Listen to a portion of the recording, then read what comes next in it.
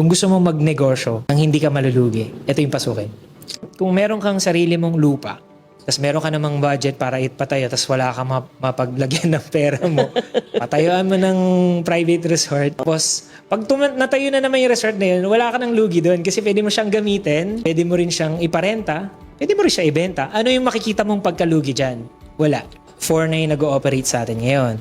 Active tayo sa social media, nakikita nila, okay, ang bilis dumami ng branches ito. Nag-start ako 2022 lang. Tapos ngayon, maglilima na yung resort na pinapatayo natin. We do have several franchise na din.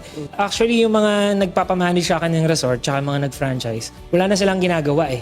As in, profit sharing lang kami every 3 months. Net na yun. Net of all taxes, expenses. Ang hatian namin, 30-70. Pero wala silang ginawa. Nice. Ang galing, ang ganda ng napakadali na ng mga business models ngayon.